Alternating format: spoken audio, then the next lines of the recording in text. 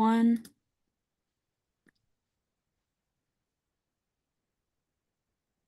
You are now live on Channel 8 and YouTube. Thank you very much, Hannah.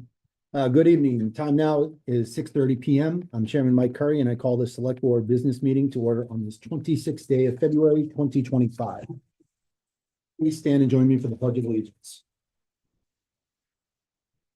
I pledge allegiance to the flag of the United States of America and to the republic for which it stands, one nation, under God, indivisible, with liberty and justice for all. Thank you much.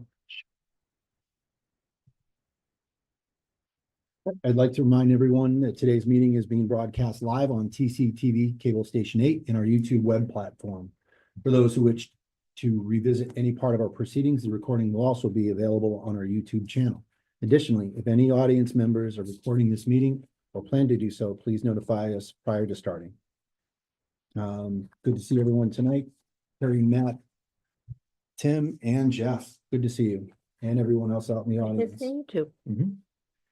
Our agenda tonight, along with other public documents, is available at templetonma.gov, the official website for town information. Here, you can also subscribe to alerts for all public meetings and our town administrator's weekly report. For immediate updates, including emergency notifications, please enroll in the Code Red alert system through our website or by calling 866-939-0911. This service is vital for staying informed on important and emergency matters. As chair, I maintain the discretion to modify tonight's agenda as needed and to manage time effectively and also utilize personnel resources efficiently. I reserve the right to rearrange agenda items to best accommodate our proceedings and honor our guests. This is your first time attending the select board meeting. Welcome. We are committed to serving the community with patience, fairness, and efficiency. We ask for the same courtesy and engagement from all our participants tonight. All right, let's have a great productive and respectful meeting. All right. Got a really quick beginning part of the meeting. Got no minutes to approve. We have no executive minutes to approve. So let's jump right into citizen input. Is there any citizen input? Hi, Liz, come on up.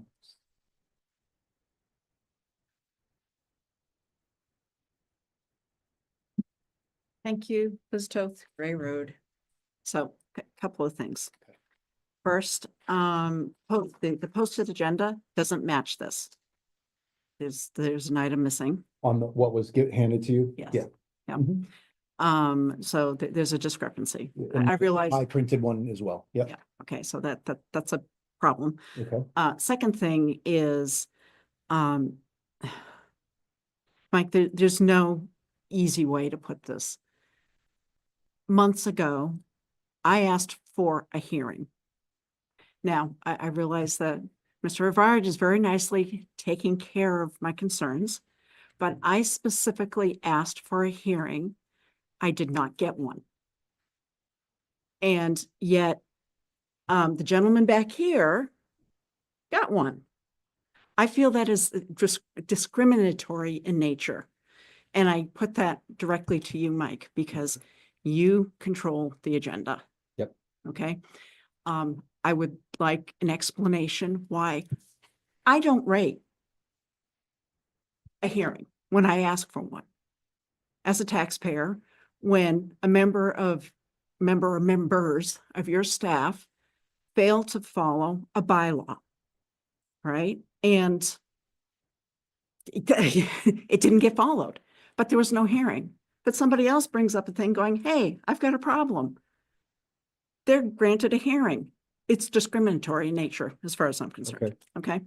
So you would like a response? Yes, Okay. I wanted a response. Okay. Because I still feel that the item number 9 could have also, that you used to have on there, the executive session is what I really expected ultimately to end up happening. And now I'm here. I realize executive session is private and everything else. I get that, but it didn't happen. None of that happened. And I don't think that's fair. I don't think it's right. I don't think it's equitable. And I never got a response for my last comment about the excise taxes and the bills coming through, because people keep missing them. They're not happening. And just going, yeah. We're not moving things forward. So thank you. Thank you, Liz.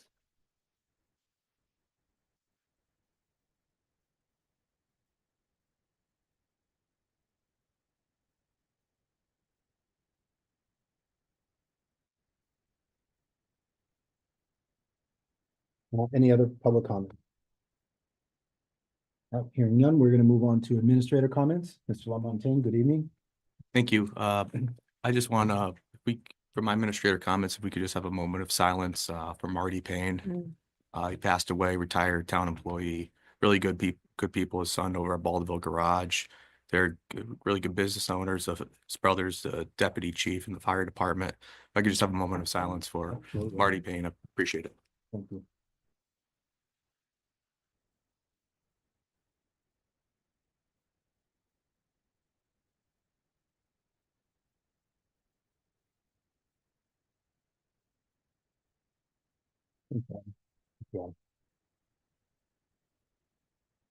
Okay, we're going to move on into new business. We have no introductions of new employees, nor do we have any appointments. So we're going to jump into our first item, which is a public hearing. Mr. And Chair? Yep. I make a motion to enter a public hearing for the reason of a Jake break complaint for Brooks Road and Baldwinville Road. Second. okay, I have a motion and a second. Any discussion? Hearing none on the motion to enter into a public hearing for Jake break hearing for Baldwinville Road and Brooks Road. How do you vote? Tim? Yes. Jeff? Yes. Matt? Yes. Harry? Yes. And I vote yes as well. We are in public hearing as of 18:36 or 6:36. Okay, we are in a public hearing. I'm going to go ahead and read the notice of public hearing. This was the notice to abutters. So are you the complainant? Yes. Okay, you can come up and sit at the microphone. Okay, the town of Templeton will hold a public hearing on February 26, 2025 at 6:30 PM on the petition to declare a traffic order for the prohibition of the use of engine braking on Baldwinville Road and Brooks Road and to install signs preventing the use of such brakes. Such an order is authorized under chapter 256-1 of the town's bylaws. Quote, no operator of a diesel truck shall use engine braking, parentheses, also known as exhaust braking or Jake braking, end parentheses, while operating a vehicle on a public way. Where such use is prohibited by the issuance of a traffic order by the select board after the holding of a noticed public hearing in the town of Templeton, except in an emergency, end quote. Public comment and questions may be submitted. That was the notice to abutters and otherwise. Okay, so sir, if you are the complainant, this is how I would like to run the hearing this evening. You will state your case. The board may have any questions. They can ask questions. They won't deliberate until after the hearing, but they can ask questions for whatever they need. If there is anyone against what your recommendation is tonight, then we will hear any opponents of your complaint. The board can then also ask questions. We will have a final round of questions, and then we will ask for your recommendation at the end. Is that all done tonight or in the future? All that is all done tonight. In case we wound up having, if there was too many questions or we ask something that we're unable to ask tonight, there may be a continuance. But based on the information that I have, I think it is likely that we will at least be able to have the whole hearing this evening, and then the board will go into deliberation after the hearing. Okay. Okay. So sir, the floor is yours.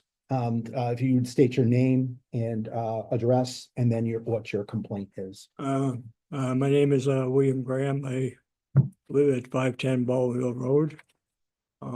Been here, become 5 years this July.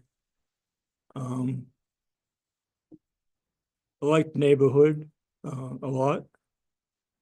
But then a couple of years later, they started construction down, what is it, Lily Drive, where they put the 55 and over. Yep. All the trucks are coming out of Brooks Road. Speed limit is 35. They're only going 100 yards. and they're using a Jake, which is unnecessary. I drove truck 46 years, I know. That's what the transmission is for. You know, if you're doing a speed limit under, you don't need it. The transmission is enough to stop you, slow you down. Of course, that's just my opinion, but, you know, you get other truckers out there that'll argue that point too, but. But then after that was all finished, you had the log trucks, and then you had chip trucks, trailers, coming by here well over the speed limit using a Jake. Unnecessary. There is, I understand, from Brooks Road going down to the blinking light, it's like a downhill. I pick up speed myself, even in my car. But still, I don't think it's really necessary. And I don't know what, you mentioned something about it, about the bylaws and stuff. Yeah, a bylaw. I've been through some residential areas over the road, you know, and they've always posted it, but then it seems like Baldwinville Road is a combination of business and residential. Mhm. So I don't know how the town goes about that, you know, that's something you have to discuss. Yeah, there's a mix of properties along Baldwinville Road. Right. Okay. But, I mean, basically, that's it. Plus the speeders, but that's another issue, yeah. You said the posted speed limit, to your 30, knowledge, is 35. 35. Yeah, it's 35 all the way up to Route 2, all the way into town, right, basically. Okay. Yeah, like I said, that's all I have really. Any questions for Mr. Graham?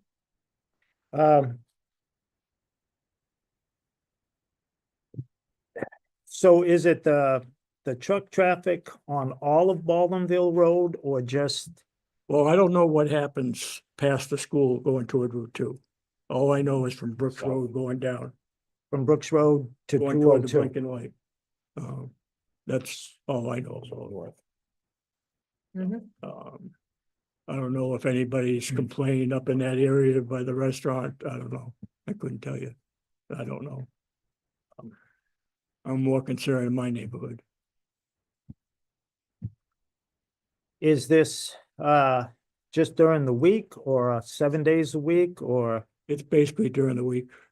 just during the week? Because, well, it Well, is, during the summer months, you might get some weekend dump trucks. you know. because it is a main town road from 2A to 202. And it is commercial from, I think, like Route 2 to almost the high school. If I remember, the zoning changed a few years back.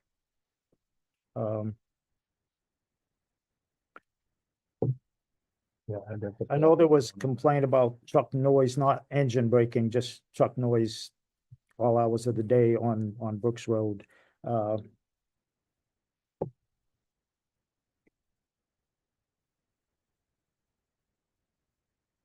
So is this a constant engine brake It- or just, Well, my wife just saw a log truck just the other day, you know, using it, and he was going toward Route 2. So, I mean, that was just to make noise. That's all. yeah, that was. like I said, it's a, It'd be during the summer months, basically, where all the construction is.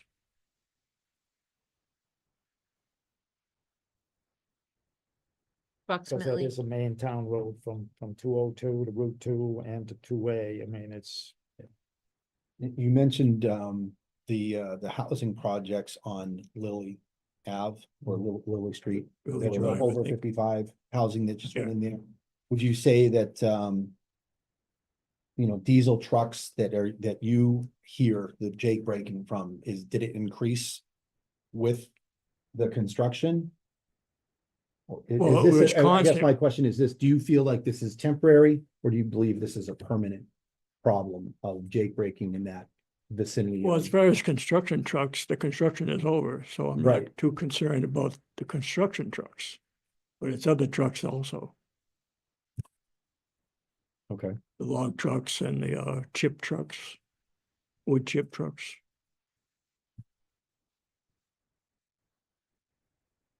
When you talk about log trucks and wood chip trucks, sir, are those coming in from Brooks Road to Baldwinville Road, or are those They're just on they're coming Baldwinville? from 202 up. Okay.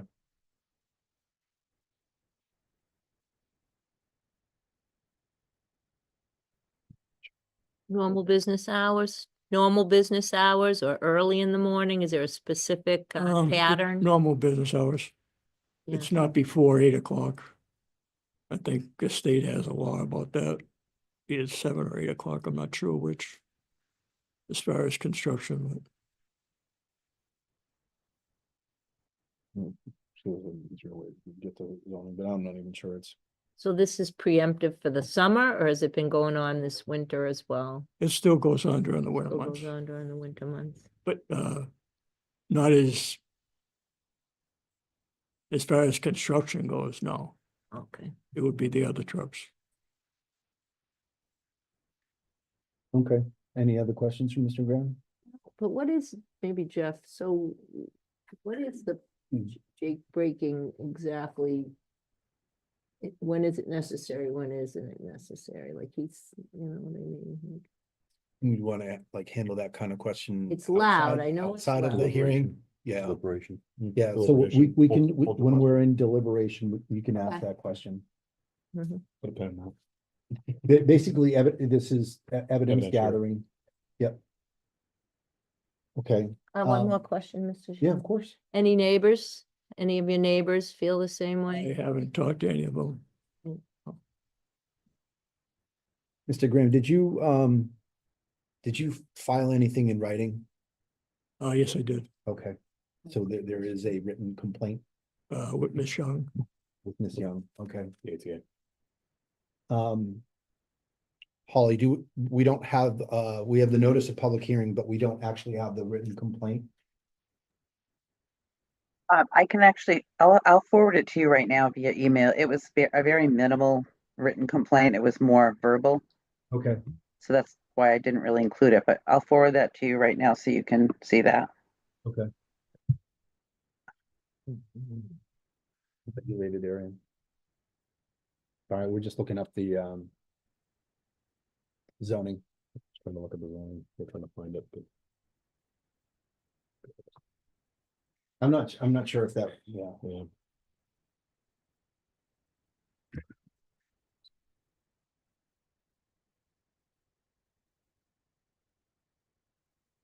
While I'm waiting for that to come in, I'll read that in to the record.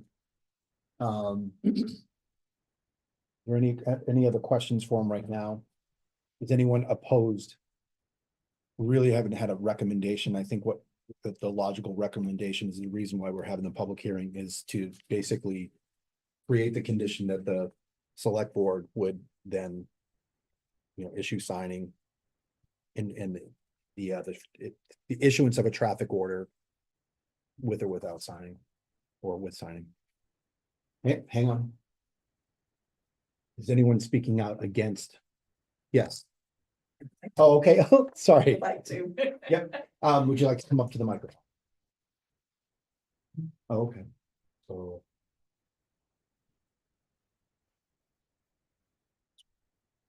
Hi, we are now in opposing views. Right, so opposing view, Liz Toth, Gray Road. Thank you. You know, I don't live in the area, state that up front. I do have a concern. Jake brakes are a safety device Mhm. that's put on the vehicles. And to state that for the town to take the position, if the town were to take the position of not being able to use them, I think that would be exceptionally inappropriate. I realize that, Jake brakes are very loud, Mhm. but they are equipped, the trucks are equipped with the safety device. And you should be able to use it. To mandate not using it, I think would put the town at risk that of other problems. So unfortunately, that's the area of town. It's a busy road, you know, and, you know, if somebody was told not to use the Jake brake, right? And they hit somebody or hit a car or hits, you know, who's liable? So and that's basically it. I just feel you should be able to use safety equipment. Thank you. Thank you. Thank you. Mr. Chair, Yes. according to this paper, it says except in an emergency. Do you want to say, yeah. Go ahead, Terry. It says except in an emergency. Well, define an emergency. How do you protect yourself from an emergency? I think that really gets too nitpicky. I personally don't think that we're not here discussing, you know, the content of the bylaw itself. So I'll refrain from those comments. But it's like saying, don't use your brakes. You know, to me, it is no different. And so an emergency, I use my brakes when it's not an emergency. I use my brakes to slow down. I use my brakes to control my vehicle. Jake brakes aren't any different. Thank you. Okay. Yeah, I'm sorry. Are there any other questions for Liz Toth? Okay, thank you. Appreciate it, Liz. Any other comments against? Okay, let's move into the final phase. Are there any other questions based on Mr. Graham's complaint / petition?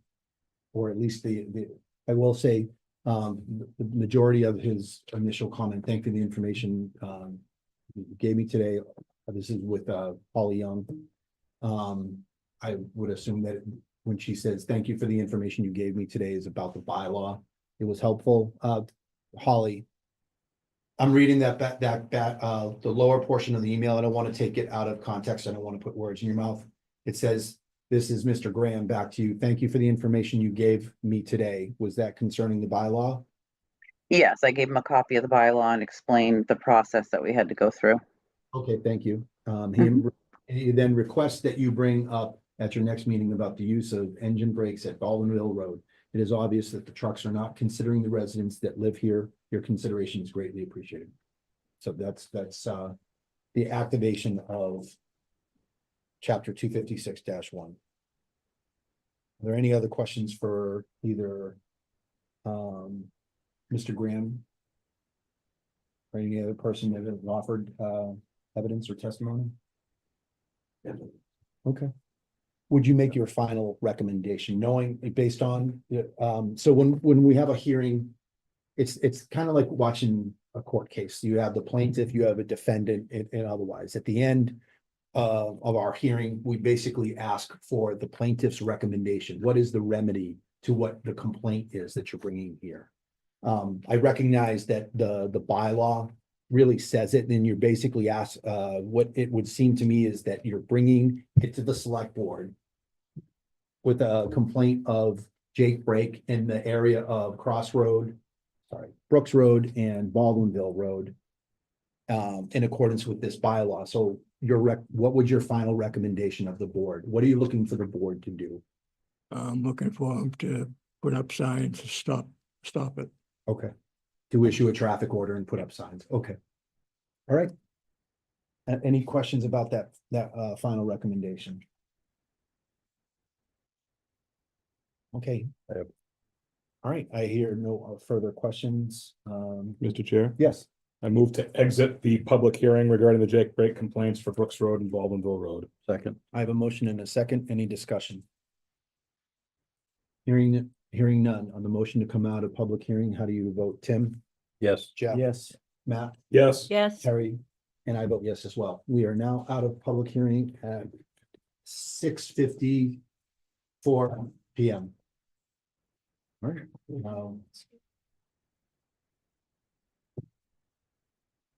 Public hearing is closed. Terry, did you want to start off discussion or deliberation with the question that you're looking for from Jeff? Let me just read this. So the recommendation is to issue the traffic order. So it would be a traffic order concerning the use of Jake Brake in the vicinity of the intersection of Brooks Road and Baldwinville Road. So is it always necessary to use them? Is that the safest method, or like Mr. Graham said, you can use your transmission? Well, first I would say that I'm a Class A commercial driver's license driver. I've operated a truck with Jake brakes, without Jake brake. Baldwinville Road is a main town road. Its speed limit from Templeton Center to just before Route 2 is 30. From there to about Reservoir Street, it's 35. Right in there, it drops back down to 30 to 202. It's pretty much downhill from Brooks Road to 202. I'm not in favor of this order of banning Jake brake because it is a safety issue. There's also enforcement. You can put up signs. There's speed limit signs there now. People drive over the speed limit all the time. I get tailgated. I get the finger, I get passed on the road, even though it's no passing the whole length of the road. I mean, you can call in and say, hey, a truck just went by with a Jake brake, but if there's not an officer there, by the time it gets there, the guy is gone. Right. The real answer is speed enforcement, and town trucks are equipped with Jake brakes, I sympathize with people that, they hear the noise. I'm not home very often, but once in a while I hear the town truck on my road, sanding or something. Again, to me, it's a big safety issue. And you're downhill, and if you're hitting your brakes, you only should be doing 35 or less. But, people don't. Most people ain't doing the speed limit, they're driving faster, including town vehicles. So when I get down to by the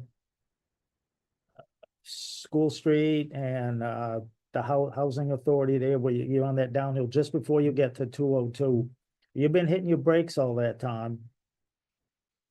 They're gonna be heated up, they're glazed over, you don't stop, you're going straight across that road. It's just, again, you can put the order in place, but then what's it gonna be? It's an enforcement issue. It's a speed issue, and I know I see the police over there sometime parked trying to, slow down on the speed, but again, my problem is my first thing is it's a safety issue. My second of all, it's an enforcement, and I just don't think it's worth doing, because it's not gonna stop 95% of the truckers that do it. And again, I sympathize with people it's a main road. There's a lot more traffic on there now than there used to be. But Mr. Chair, yes, would the board consider continuing this and allowing him to see if he could get some of his neighbors to come in? Is that an option? So we don't rush to a decision. I understand everything that Mr. Bennett said, but if there's more people that need to be heard, give them a chance. We've already closed the hearing. I mean, if that was a consideration, Open. yeah, reposted, reopened, with the same kind of, Yeah. hearing. So, I mean, if you wanted that as a consideration, the time would have been to say, I don't think we have enough information. I don't think there's enough, like you would have made the observation, Mr. Graham is the only one here. Yeah, and In he said favor of it. I'd also like to note too that, if you take a look at the notice of public hearing, this was dated on January 28th, 2025, which means through today, which is the 26th of February, people have basically had a month. Mhm. Knowing that this hearing was coming, in order to make time to be here, and if they were gonna say something, to say it. So I mean, I believe ample time has been provided. I would not recommend to, another hearing, but I mean, I can say we can't open it because we closed it. Okay. If we were gonna continue, we would have had to do so. But I wouldn't recommend doing it again. My recommendation would be more along what, Jeff was saying, is to forward the complaint to the police department in consideration to say, we had a hearing. And, we have decided, you know, it's a safety device, it's as a speed area. I tend to agree with Jeff, it's like as an enforcement issue. Mhm. And I'd like to be able to see if we can exhaust that before we wind up issuing the traffic order and expend resources to put up signs.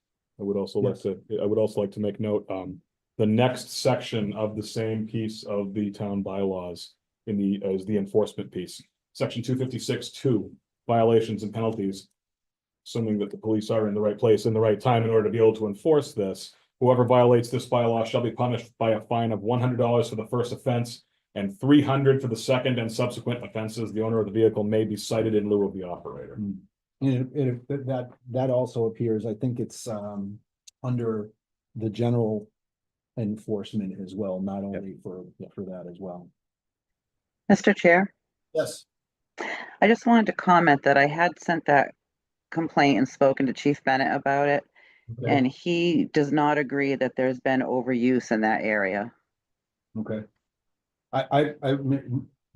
My recommendation would still be to what we did tonight and any kind of recommendation that the board would have as an enforcement item. I do have one other comment. Yeah. Like Mr. Bennett, I too have been a long-term CDL operator and license holder. Some of the new vehicles, you do not have the option to deselect the engine brake system. That safety system is there for a purpose, and as Jeff very eloquently explained, is to prevent the glazing and the fading of the braking system. Yes, it does make some noise. Terry had asked the question, but kind of withdrew it, but so she understands. It takes the engine compression and dumps it into the exhaust system, which is why you hear the noise, because it dumps it out through the stacks. And as that happens, that helps in turn slow the vehicle, which that is designed due to the increased weight of the commercial vehicle to help slow it and retard its speed.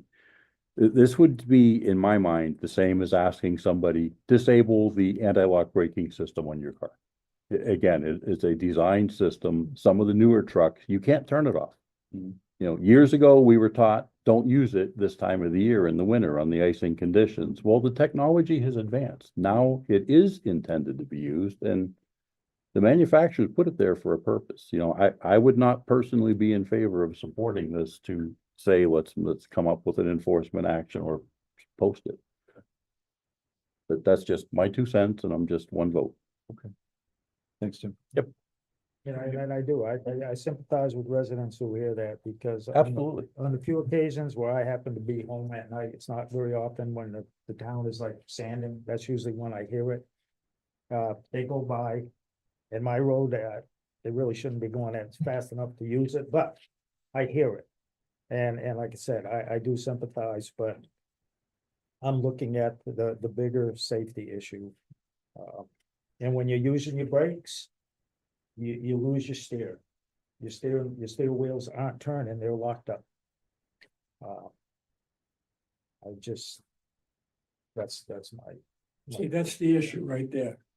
If they're going slow enough, they wouldn't have to use it, they wouldn't ruin the brakes, they wouldn't lose the brakes.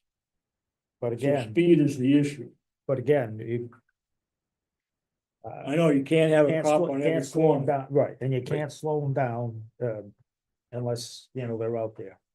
And have an officer there. 7 AM to, I don't know, 5 PM or whatever, 5 days a week, I don't see that happening either. It's, Especially if it's an automatic feature. so a lot of the new trucks, even the smaller trucks now, you know, 1 tons and stuff, have it on there. For you towing a trailer and stuff, so you don't smoke your brakes. Again, the speed limit's only 35 there, Mr. Chair. max, but. Yes. Make a suggestion then. Sounds, it's this, it sounds like there may be. It sounds like that the Jake braking on that street may not be the actual route problem. Sounds like that speed enforcement on the street may be. Maybe, That's why I maybe a was lower route, recommending maybe a route based problem, so on I'm. what we Yeah, had. so my, and I think I'm following where you're going, is that maybe we recommend maybe we forward the complaint to the police department and recommend extra speed patrols in that area to see if we can. To see if we can determine if there's a greater issue there. I would rather not just forward the complaint, especially if Holly has indicated that they've already been made aware of it. I'd rather say, I'd like to share what our conversation and what the results of the hearing, and then what the board decides tonight, which really could be captured from meeting minutes or otherwise, to say, this is what we did. You know, again, what is the indication? I forget who said it. We can't have a cop on the road. Everyone, like, I don't want Right. that insinuation of, we already know what your resources are, and we want, that's what our expectation is. I'd rather say, this is what our observation was. The board voted, the board decided this tonight. And then, solicit any feedback that the chief might have. So, Mr. Chair, could we make a recommendation?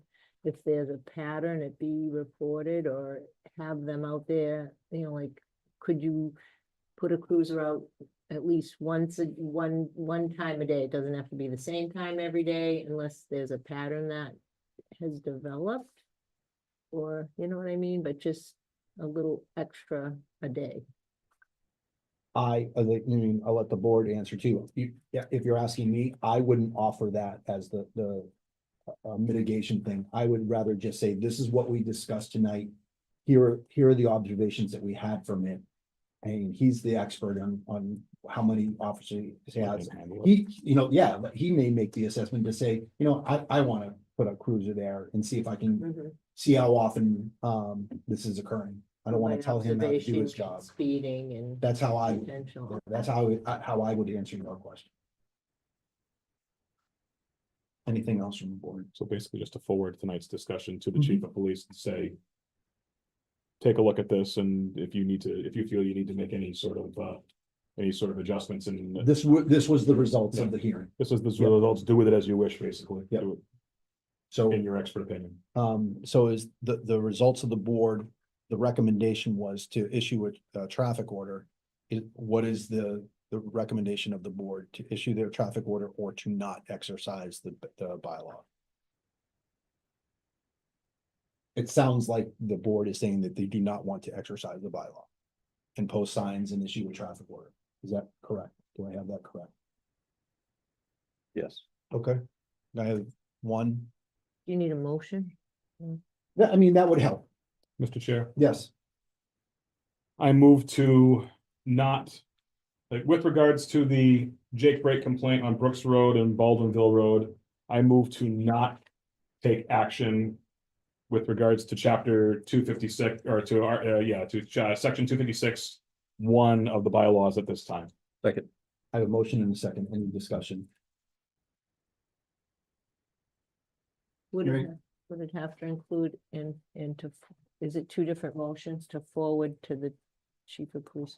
No, it's basically just the order. The board is not taking action right. from the public hearing. The discussion will I'll be take in care the, of the rest. yeah, the discussion will be in the minutes anyways, and that's public record, so. That's what I'd like to use. Thank you. Yeah. Any further discussion? Hearing none on the motion to take no action pending the outcome of the public hearing on the Jake Brake. How do you vote, Tim? Yes. Jeff? Yes. Matt? Yes. Terry? Yes. I vote yes. So, Mr. Graham, what that is, we're not taking action based on your recommendation, but we are going to forward our discussion tonight so that the police chief has a little bit more data based on our conversation this evening. Okay. Thank you very much. We appreciate it.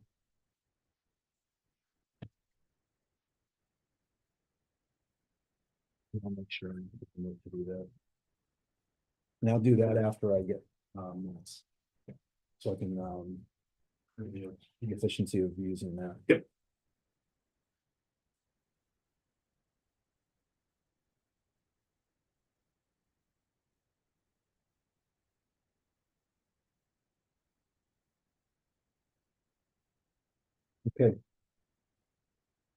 Moving to item D. This is action related to approving buildings and grounds joining local unit Union 39. Public servants out of Pittsburgh. Correct. That's the local that represents the highway and sewer Looking 'em up. departments. Quite frankly, if I may, Mr. Chair, Yeah, please. quite frankly, I'm surprised building and grounds full-timers haven't been part of this union already, so I'm not surprised to see this come. We're gonna be in negotiations with the highway sewer union soon. And this is just to allow them to come into it's two people to join into their union. And I was surprised they weren't part of it years ago, so. Yeah. Now, it's any worker's right to be able to join a union. I just wanted to ask the question, because I did a little bit of research. Is the reason why we're using the word authority, or, what are we using? Approve, is it our authority to approve them to do that? Well, you're the select board that signed the contract. I didn't feel comfortable Okay. enough as a town administrator to just approve them. And then you get the contract to be like, why are they in here? Okay, So, I mean, if they're basically being voluntarily recognized into the union through the select board. okay. Firefighters are a little bit different because it was a new union. Yeah, I just wanted to make sure that, I just looked at it as authority. It's workers' right to do that. I thought in the back of my mind, I know that there was consideration of numbers before when we were doing, I think it was EMS. Like you had to have a certain amount of people. I just wanted to understand. That was the firefighters with the new union. They had to file the cards and go through the motions, because Okay. that was something new coming on board. Okay, and then they're just getting into the fold of Local 39. Okay. There is a separate, it's not a union thing, but there was a requirement, the state was looking for X amount of people when we went to ALS to cover all the Okay. shifts. Yep. and all. I just wanted to make sure Yeah. from an authority perspective that we, this is more symbolic than it is anything else. Any, motion yet, but any questions for Adam or any other? Mr. Chair, Yes. if I may, just from the town standpoint, basically, that would just transfer these two employees out of non-union personnel and into union representation for regards to race, stuff like that anyways, correct? Correct.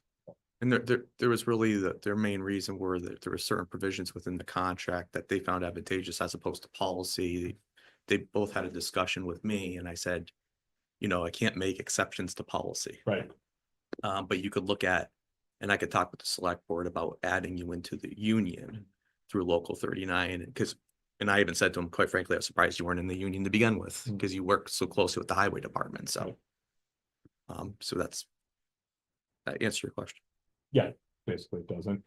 From the budgetary standpoint, is there anything you have to do with regards to, there's money you have to change around lines or anything like that, or is nothing you have to do with that? No, okay, all right, thank you. I would look for a motion then. Mr. Chair, Yes. I move to approve Building and Grounds joining Local Union 39, I move to approve the request of Building and Grounds foremen and laborers to be added into the Public Employee Local Union 39 of the Laborers International Union of North America, AFL-CIO, as presented, and for the town administrator to sign. Second, I have a motion and a second. Any further discussion?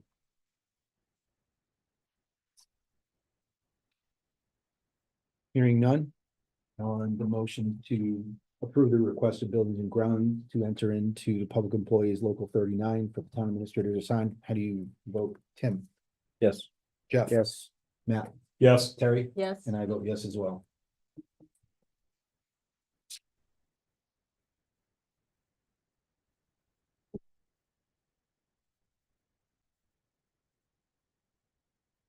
Okay, we are to the next item. Good evening, sir. Next item E, action related to delegation of authority to act concerning Depot Pond Dam. Terry, that was from the last meeting, was about an update. I believe the conversation was about just making sure that we had that Adam had any kind of, I think it was Adam that we discussed, that would have any kind of authority to be able to, whether we were trying to test the water or move that ball down the field. That if that, I mean, if Adam felt like he needed any additional authority to do that, that was the discussion from last time. And so it's really on the agenda tonight to say, moving forward, what, you know, what's the expectation? I know that you asked for periodic updates. I know that we get periodic updates from Rich Curtis and Dam Safety. Do you have any other, does the board have any other additional thoughts, or do we need anything extra moving forward for action on Depot Pond Dam? Do we need anything extra? I would like to see, since the town doesn't own that, and then the guy that does own it owes so many taxes, and he probably has no intention of ever paying anything on the various properties. And it has been looked at by the Mass Dam Safety. They gave a report on it. I would like to see if they could pressure him to do something with that dam. So we have, we tracked him down as his address, and I remember we sent him a legal notice on that, I don't know. It was a signed year or for, a couple and of there years was or a fine something in it, back, yep. yeah. We've been If we could finding- provide that information to the state dam safety and see if they could, you know, contact him in the same way that we did, you know, legal notice and stuff, and try to force him to Would we do send a that. letter And through in the Adam? end, if it gets to the point where it's inspected again and they say that, you know, it's in danger of, you know, breaking or whatever, and then maybe the answer is we'd have to take him to court. I don't know, but I would like to see if the state would be willing to take the action that the town did and To my knowledge, they give them didn't have the contact hang on. information of, you know, hey, this is where he's at. And we've already done this once, to see if they could, you know, try anything. I mean, because we don't own it, so, you know, as far as going up there and tearing up, and maybe there's a way, maybe not, but I just don't see why the town should have to spend the funds right now. We should try to force him to do something, and maybe the state could do that in various ways. So Go to ahead, my Karen. recollection and knowledge, we had success doing it. So it's on us, but if the state didn't have success when they tried to find him. Serve him. So if we, to serve him, so if we shared our information with them, because he is in and out of Nassau County doing his business as American Tissue, I'd like constantly, to come up with constantly. I'd like to come up with a plan of action that could contain, like, you know, it says, you know, delegating authority and action concerning, more on the action part. I'd rather come up with a plan of action. It's a standard writing term in the Air Force. They say plan of action and milestones. Like, what are the milestones along the way? You know, we've done some stuff to this point, so I'd like to capture what we've done. But I'd like to come up with a plan of action to say, we're gonna test the water, we're doing tax taking, or, you know, we're having the state. And then in that, if he needed authority, that would be inherent with this plan of action. Go ahead. We have a pretty good relationship with the water superintendent. How about the first step, the select board authorize the water department to test the water? Can they do that? I mean, if you vote, I could reach out, see if they test all the time for the well water in town. So, I mean, at least we'll have some basis of what the water quality is. Okay. I think that's a good first step. If they can do it, and I would like it to be in coordination, like Rich Curtis has got to know what's going on, so he can Exactly. I agree. record. And that if the testing, I think that's a great idea, and if they can do it, if they can do the proper technical test, as long as also I don't want dam safety to come back and say, you know, you did a 2 alpha test, you're supposed to use a 3 delta, you know, I just want to make sure that they're aware. That's great. I mean, that's actually a good use of resources if we can do that. I just want to make sure it's coordinated. So We gotta as arrange far as steps go, and you know, the baby steps or the short end steps, I like that. I mean, I understand the concept of wanting to test, but the property's not ours. What authority do we have to test it in the first place? Because we're trespassing Yeah. if we go there. so Rich had talked about that. If there was an imminent date, I think when Rich talked about it, it was an imminent danger scenario where we had you had the right Yep. for public safety to be able to go in and do that. But to your point, it's not about the dam, it's about testing the water. What are the conditions that we're looking for a holistic set of conditions where then we can make a decision to be able to move forward. So is testing the water within imminent danger. Yeah. You know what I mean? Because when dam safety goes in, I mean, they're going in to be able to say, this has the potential for serious, you know, property damage and, you know, however they're assessing it. Yep. They're going in with that authority. I just would like to make sure. Oh, I fully understand the Yeah, yeah. concept. Would like to know what is behind that. God forbid that breaches, but Yeah. you know, under what authority can we go in to figure out what's there? Maybe that's the first question to dam safety is like, do we have the authority for private property that we would be able to test the water? As part of the overall, Mhm. we're trying to mitigate this as a Oh, I totally get Tim's concern. hazard. Yep. Okay. So ask the question, then determine if we can test water. That sound good? Yep. Minimize our risk and exposure as much as possible. Absolutely. So just a matter of timing, I happened to be at Lake Dennison and met some new people to the area that like to fish, of course, and they wanted to buy that property. And there's horn pout, they gave a report, there's horn pout in there. And then the climate of the residents, they like that pond as a pond. So I just wanted to offer that observation. So I don't know how the gentleman could buy the pond, but maybe looking at it and finding out if it's pretty safe, it might make it more easier for somebody to buy it. And then we're, you know, with the back taxes and everything. You want to save the pond? Well, I mean, Mr. Chair. Go ahead. well, 'Cause I would. it's a concern. Drain. I would- Drain it. I get it. And I would, the safety of the residents and the people that travel on Route 68 and the liability of the town comes first. But if at all possible, the opinion of the residents and other people that fish there are people that do enjoy it.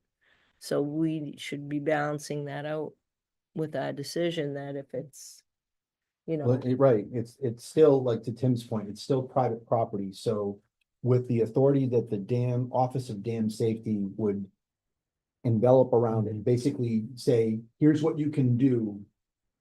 Understanding it's a dam that has, you know, hazard, you know, a level of risk. Here's what you're able to do. And if that's part of it, then that at least gets us more information towards a better solution. As far as the property being for sale or otherwise, I'm not a property broker. The property was at one time listed. There was a Was it? price reduction. The listing expired. It's landlocked. You can't get to it without trespassing on somebody else's property, which is why it never sold. Mhm. There's a whole cascading sequence in there. Mm. So, you know, there's people fishing there. That it happens, but Oops. yeah, oops. All right, so Adam's gonna work with Rich, An office of find Dam- out if we've got the authority to at least test the water, and then he's gonna ask the question about that. Okay. Thank you. You're welcome. Item F, action related to, possible funding for annual town meeting concerning the use of Templeton funds from CPA via CPC. Jeff? Yes, and I don't know why There's a reason. it's listed twice, but it should only, I only made one request. Okay. Uh, That might have been- and this was, Our discussion. after watching the community preservation meeting back January 9th, an item was presented to the CPC using CPA funds for Narragansett Regional School District for the creation of a girls softball field and practice fields. The cost was presented at $271,890, and they were requesting $280. And according to the minutes, the chair, John Henshaw, said he was going to reach out to the Phillipston CPC to see if they have any questions or concerns. And the reason I wanted to put this in front of the board just for discussion is how much is the town of Templeton going to pay for the school district? It's a legal separate entity. The town of Templeton residents are already paying for the Gilman Waite Fields, the maintenance, improvements, everything. There's a line item in there for athletic transport of busing, and part of that is to bring students from Narragansett to Gilman Waite. Town of Templeton provided the ARPA funds in excess of, what was it, around 275, it's over 200,000. We're providing Gilman Waite. We're providing our annual town assessment. I mean, just how many tax dollars, how many different ways are the residents of Templeton going to support a school district and the other town, you know, and that's just the way it rolls out, is not providing the same funds, the same service. I don't care how many students are there.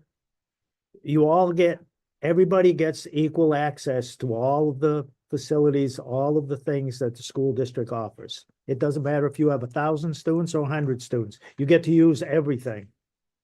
But Templeton residents are being asked over and over and over again to pay more and more and more.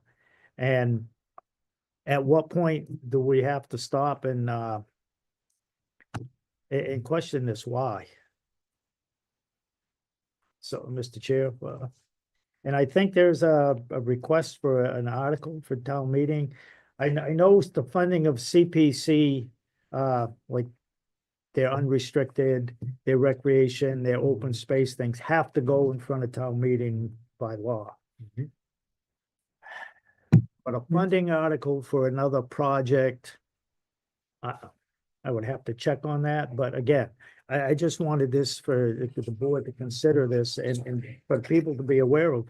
You know, this is just another funding that Templeton residents are having to pay for the school. I mean, this is beyond the 965,000 increase from last, this is beyond our regular assessment. This is, you know, again, this is gonna be like what, the third or fourth thing that way we fund them. I just. But what you're saying is you're trying to say you're paying. No, you're not trying. I'm not trying to say you're paying twice. If it's CPA has a set of reasons for using it, and what you're saying is there's a. Templeton subsidizing it. What I'm saying is CPA. They're not funds are paying tax twice. dollars. They're It's tax the dollars. tax dollars are going to it, but they're not paying twice. That surcharge is already on their taxes. Right, It's but the being tax, used for the but school. your additional the tax question- dollars are going for the school because you're paying your required assessment. I understand Whatever what it you're is, you know, saying. Yeah, wait. 17 million, whatever. But we paid additional, we paid ARPA funds. We're providing the Gilman weight and the fields and the cost and the maintenance, all of that. That's free. The school is getting to use it.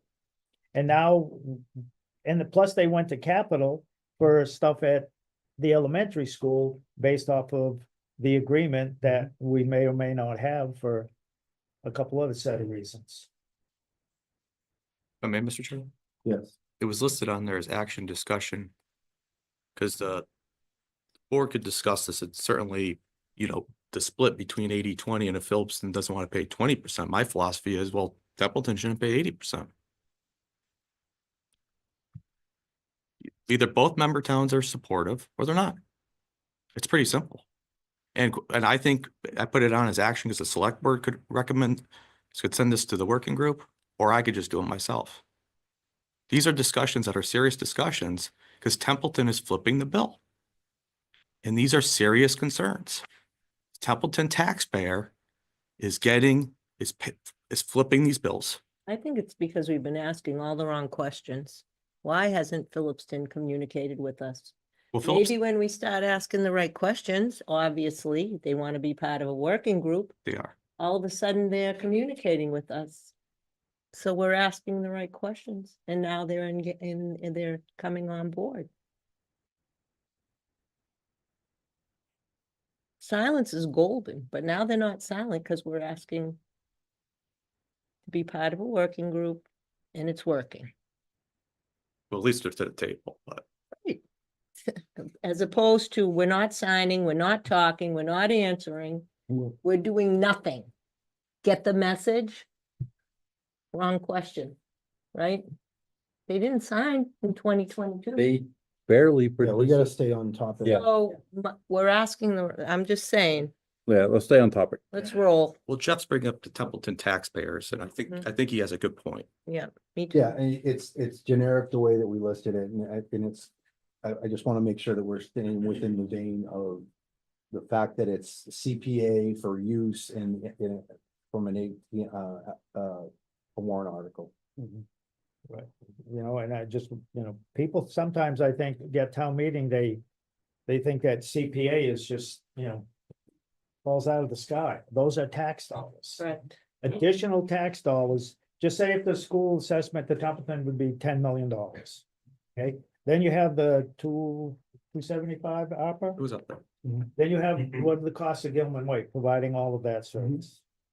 And now this, plus the elementary school, the debt and everything that the town of Templeton is taking off, and facts on the table, Phillipston students are in that building. Whether that is actually a regional school or not.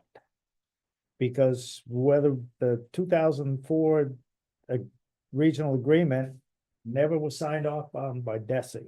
So, I mean, there's a whole other circumstances, but as far as CPA money going there, my concern is how many different ways is Templeton going to pay the school? I mean, how many different ways can a Templeton taxpayer is supposed to pay for that school beyond the required assessment? And But how they're paying 4 different ways plus the assessment. At some points, I guess my point, Jeff, is you have to look for the variety of different funding sources to be able to do that. And resources are finite. Resources aren't matched to requirements unless you have the requirements. So, you mentioned when you started out that we're basically, as an example of the possible article and CPA discussion on the softball field, 280. that's So- what that's in the minutes of the CPA. That's Okay, what they when you presented. went, so to talk, I'm asking, what is the requirement for the softball field? Is it a brand new softball field? Is it to replace one that? I'm basically saying, if we've got requirement, if we have crumbling schools, or if we have brand new schools. Right now, an elementary school is not a requirement. I know we have the debt for it, so we're not seeking to fund it in another way. I'm saying we've got to match the requirements to the resources. If we don't have enough resources, what are you gonna do? You just have to put it, you have to throw it out there. You have Why to was say- Templeton have to pay and Phillipston's not? If they're gonna have softball fields or anything to do like that with the school, then there needs to be a debt taken Yeah. out and both towns vote on whether they're gonna. That's like, cover the debt. yeah. And that's Templeton more is of an paying integrated all of the discussion. freight, and it's I not agree fair with- to the Templeton taxpayers. That's. And I, as an elected selectman, I have fiduciary responsibility to the taxpayers, to the residents of this town. They I don't pay, disagree. pay, with that. pay, and pay, and it's not right. Okay, it's this division of spelled out in the agreement, assuming that we actually have one. Can I clarify? So if we can get by the requirement first, like to say softball, great, love the sport, hope they get it, 280,000. Where your discussion now is the funding of it has to be questioned. You're saying whether it's coming out of straight taxes, school assessment, ARPA, whatever, you're saying, I want fidelity on where this is coming from. And if someone else isn't paying their fair share, then I want that discussed as well. That's what you're saying. Yes, Okay. look at the agreement if I we don't actually disagree have with one that. and it's divided up. Once the board, you I know, will. because the district is a separate legal entity from Yes, this it is. town. You know, people, got it. whether they, I'm accept just that, trying to keep realize us that, legal whatever. with how we're talking about It's just, again, my concern was, I want to just bring this out it. Okay. for the residents to realize, understand that, because not everybody watches all these meetings, and I don't want them to get the town meeting and, again, CPA money is tax dollars. Mhm. It's an additional tax on your real estate. Most on residential property, the first 100,000 valuation is exempt from 3%. And yes, yeah, they say, well, we get a state match, but where does the state get their money? From the registry of deeds and other tax dollars. Boston doesn't have a money machine. They do. It's all the people that live in this state, this commonwealth that pay taxes. Any which way you do, and it goes there, and then they give some of our money back to us, and we're supposed to be grateful for that. But Templeton taxpayers are paying 4 different ways for that school district, and it's not the way it should be.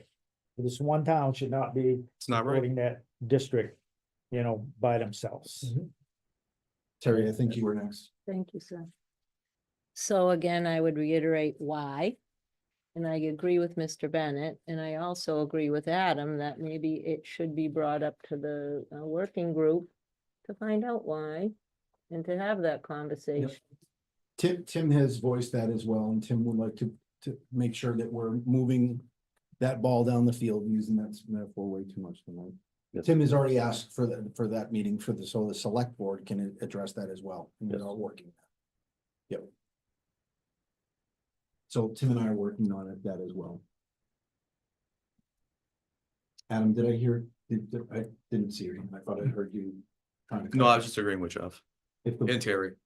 I think the board, yes, go ahead, Liz. I think the board is, So from a taxpayer perspective, do you want to come up to the Yes. microphone? Probably helps out. Thank you. Sorry, Liz Toth, Gray Road. So from a taxpayer's perspective, right, there is a legal obligation for the town there's an assessment. Jeff, keep me honest here in case I get it wrong, for X amount of money, right? Every time the town says, oh, we're going to help out the school system by going to CPC, going to all these other funds and these other funding models, what we're actually doing is saying, no, we're going to give them X plus. No, we can't afford that anymore. We cannot afford to be subsidizing another town. And another time, there's whichever agreement you want to go with, 15%, 20%, whatever it is, right? We are paying significantly more than our fair share every time the school district goes into another one of our piggy banks. All right, that needs to stop. Whatever our assessment is, that is it. That is what we pay. They don't get to go every place else because what they're getting as extra. They're getting a bonus. And for anybody on the select board, last year, giving the school district taking 400,000, whatever the amount was, out of our pockets and putting it into the school was a mistake. It's past, we can't fix it. We need to fix things going forward. And the assessment is what the assessment is. That's all they get. Thank you.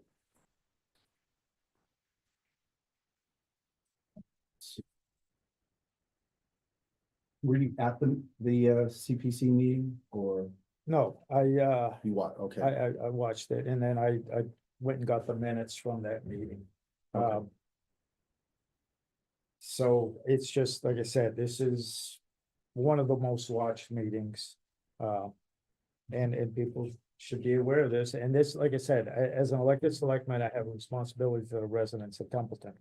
The school committee, they, and they're Templeton residents around the school committee, they have a responsibility for the school district. And that's that. Mhm. And Templeton funds, I mean,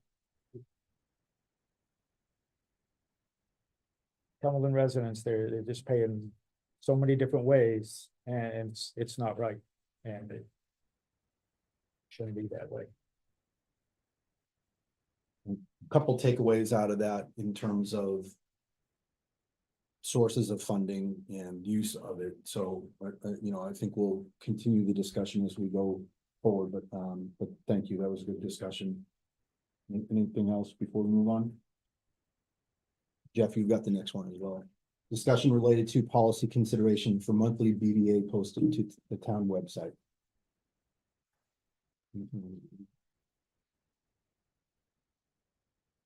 And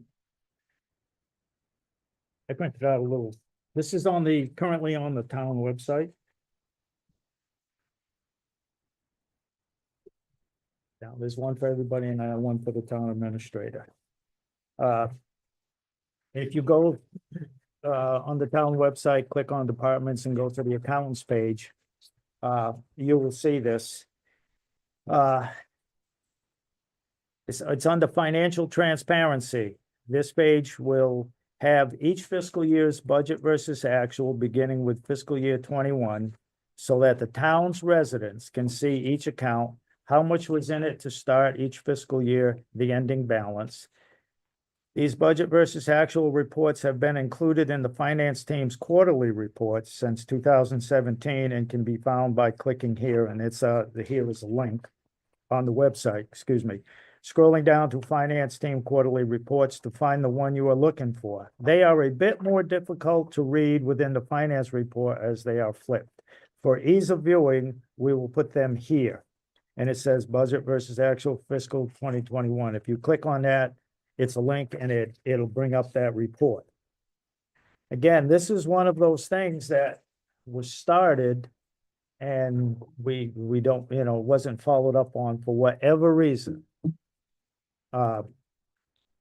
And to me, this could be corrected easily by direction of this board to the town accountant via the town administrator.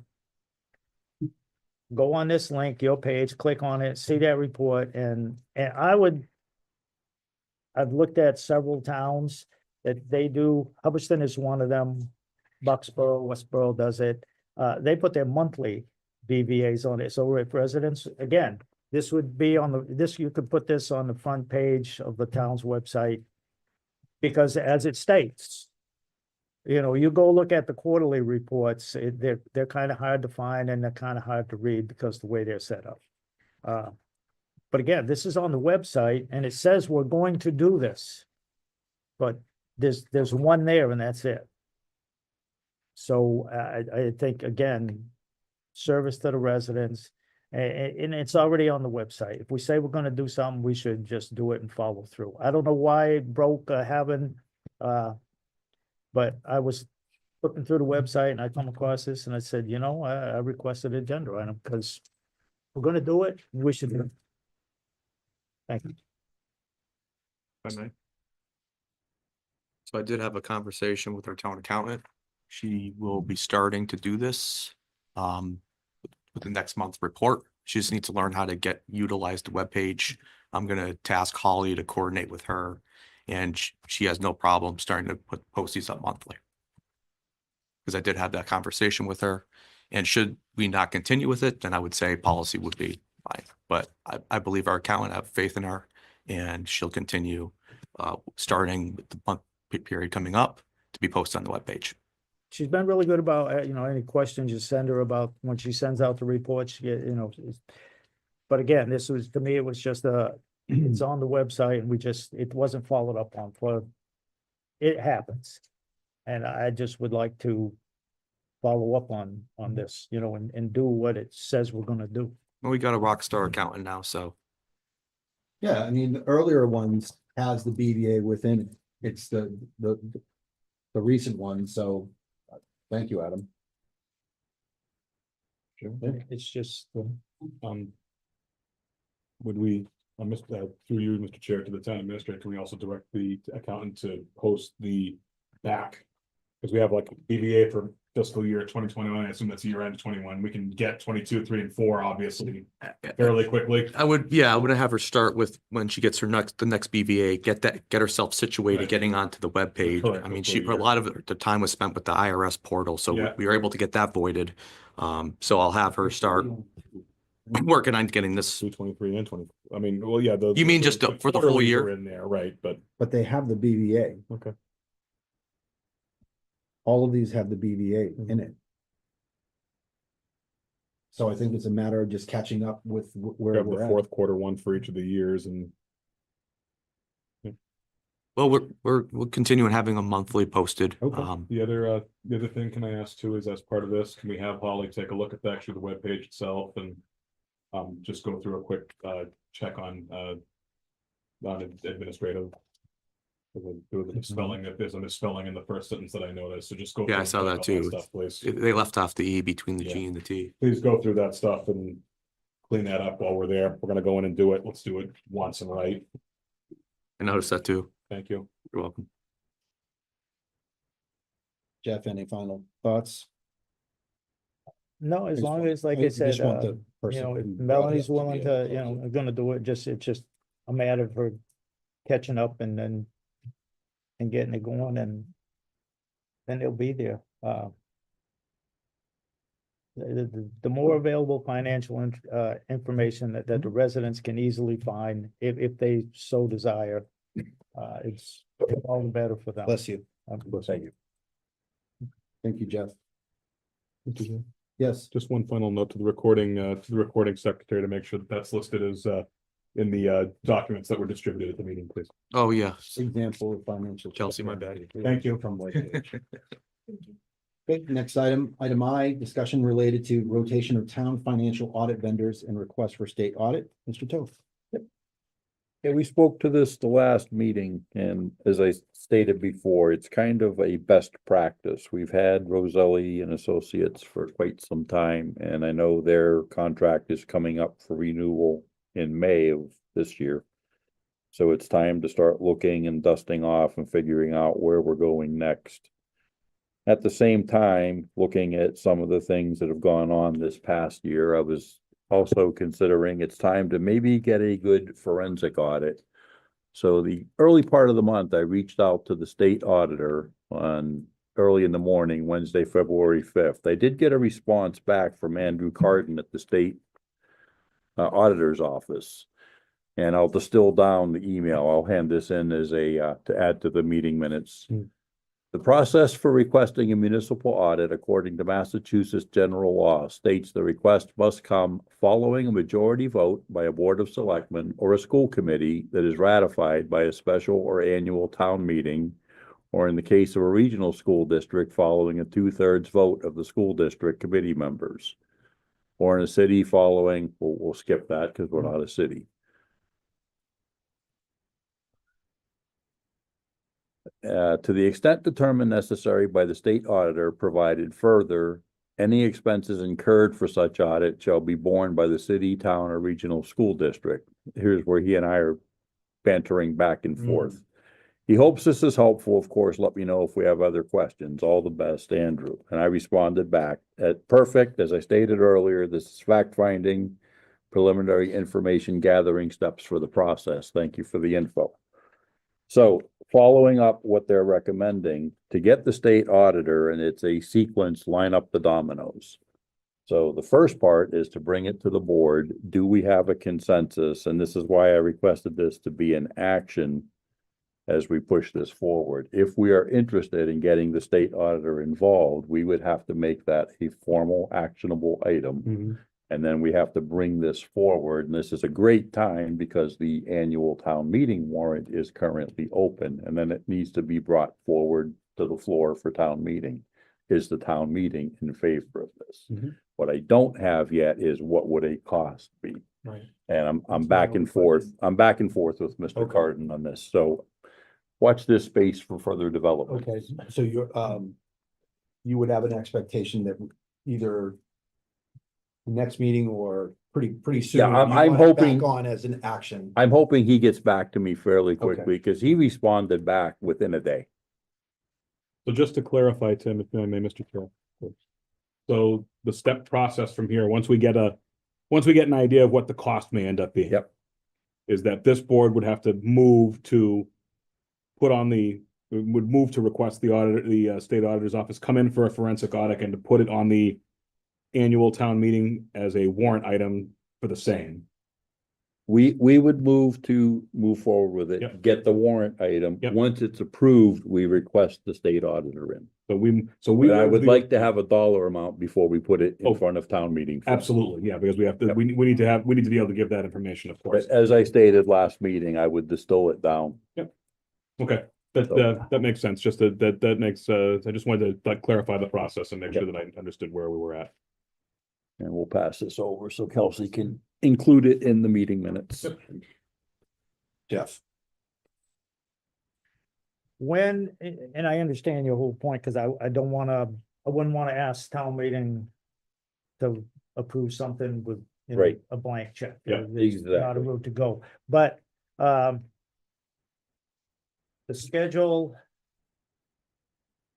of the warrant, when we want to have that done and, you know, at the time frame, it's always easier to put it on there and just pass over and take it off than it is to Placeholder? go the other direction. Mhm. Would no Placeholder? time for our next meeting, I could just put a placeholder on it. Yeah. Yeah. Is that what you? right, board and wants if me to the do? cost comes back, you know, it's, you know, $500,000, well, Just walk away from it. thanks for the information, but Yeah. if it's doable, Yep. then I'll put a placeholder. do it. I really believe the residents will vote yes, but that's my feeling. Cost dependent. It costs considered, but Yeah. I believe it would be Mhm. about a unanimous vote. What I think, Be good. and it's not a bad thing either. No, it's not. And it's not so much, what have we done wrong? I would like them to look and tell us, what have we done right? Hmm. What, okay, it was okay, but you could do this a little bit better. You know, is there something here that another town could benchmark? Hey, these guys did a really, really great job. You might want to think about doing it this way. Mhm. You know, it's kind of like back in high school, getting called to the principal's office. It wasn't always a bad thing. No, and at the end of the day, it's all about financial transparency. Yeah, absolutely, And absolutely. This would be like the financial review, but maybe like on steroids or something, be the financial review We actually. can't use steroids, I know we get in trouble for that. They won't let us bat.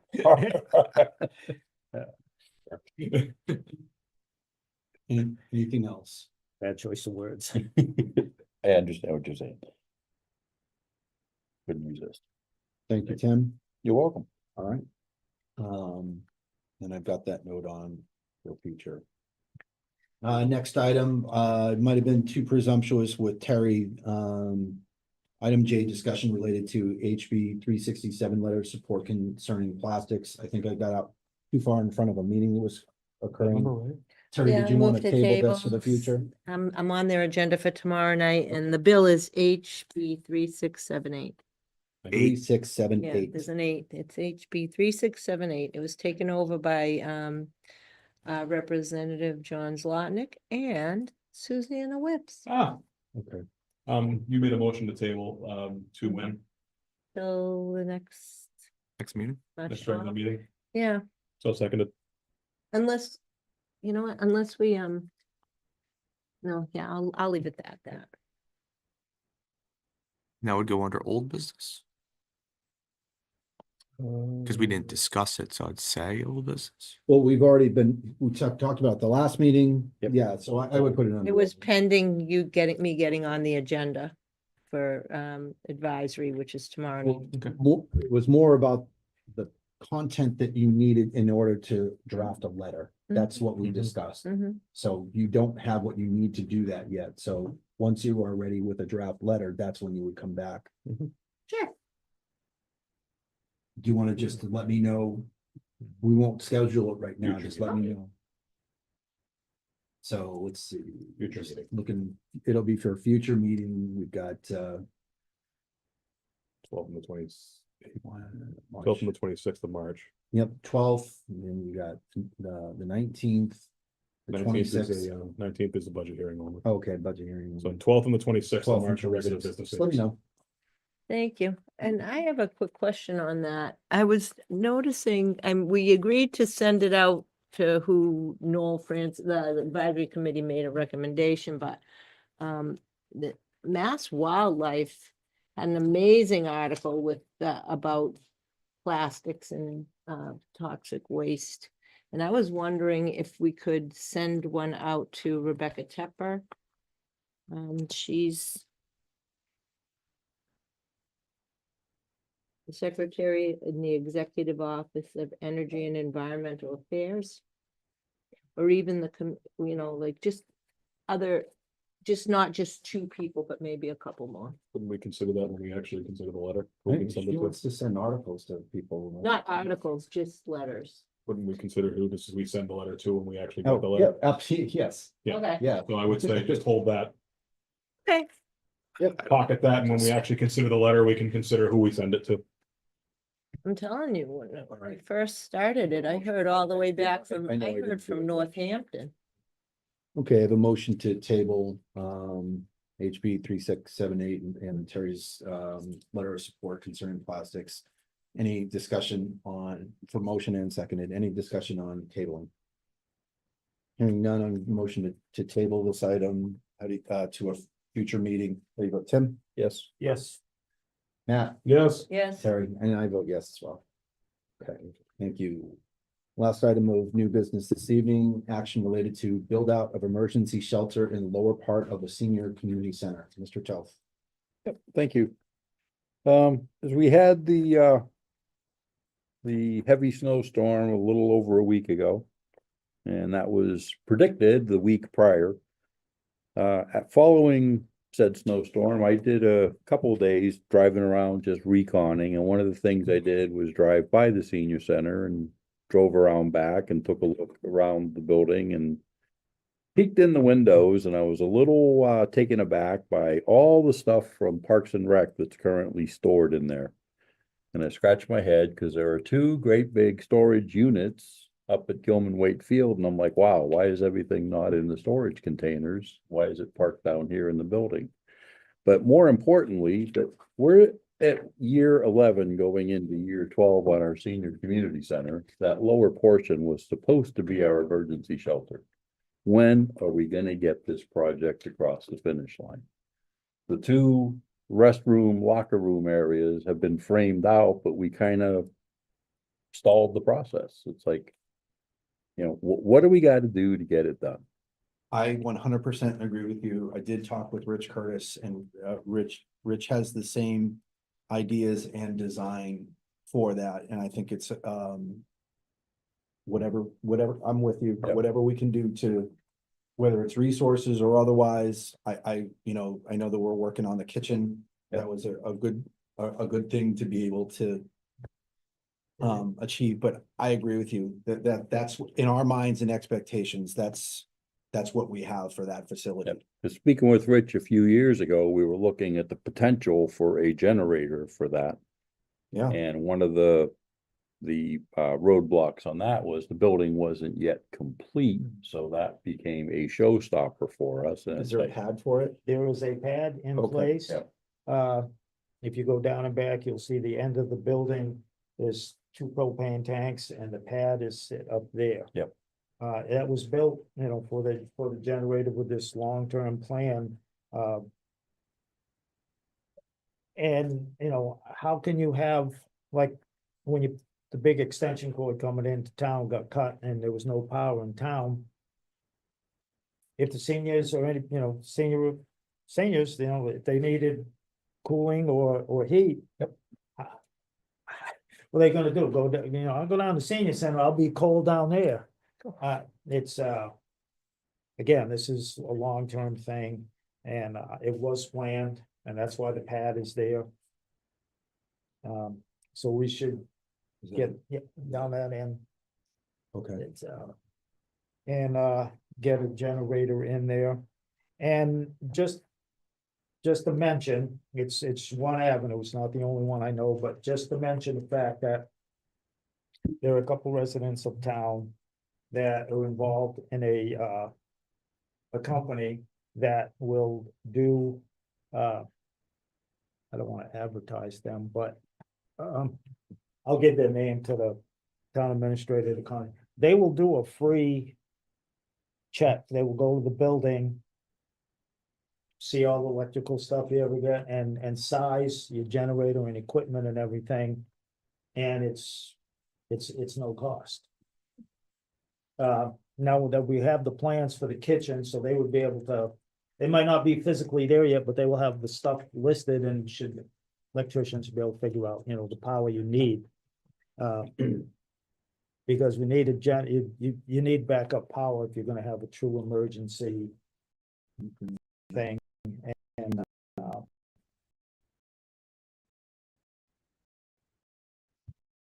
so,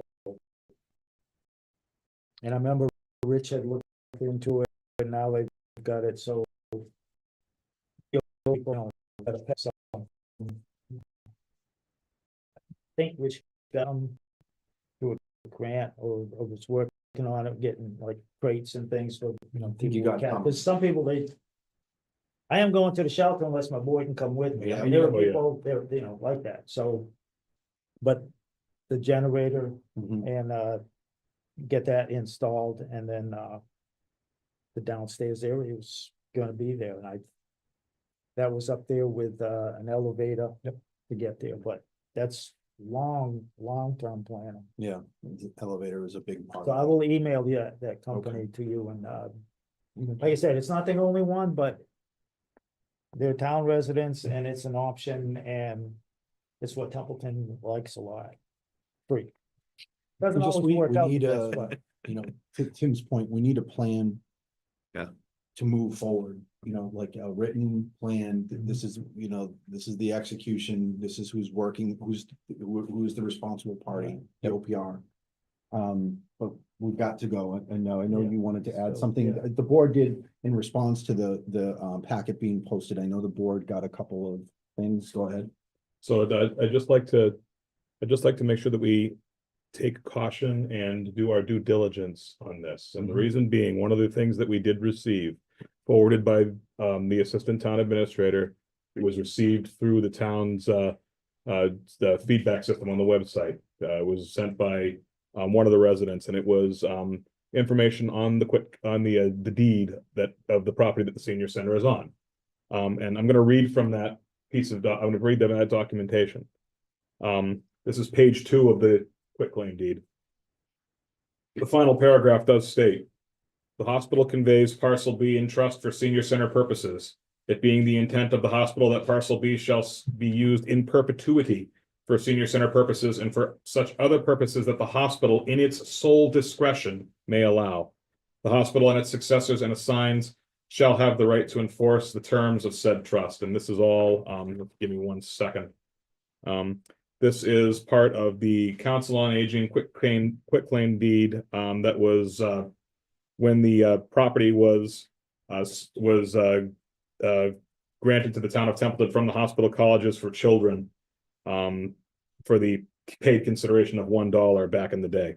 Whenever the date was, it looks like it was in the third quarter of 2010. But I'm not saying that, we need to abandon these plans. I'm just saying that we need to make sure that whatever we're planning to do fits within the quitclaim deed, and that whatever the trust of the hospital, that we inform that the trust of the hospital and that they agree to whatever that plan is. Because I would not want for them to come back and say, well, whatever you're doing is not within the realm of what we intended for this property under the quitclaim deed. So just, it's a word of caution. We need to do our due diligence and make sure that we are in a good place. Legally in that place. sufficient. Correct, that's right. I've never, anytime that we've talked about warming shelter or, you know, the use of the senior center as a place for, seniors to go. I mean, that was the primary customer for warming centers, natural disasters, blizzards. They're the primary customers, and you know, if we're using the term shelter, because that's part of the mission of the senior center, I think that legal sufficiency would be an easier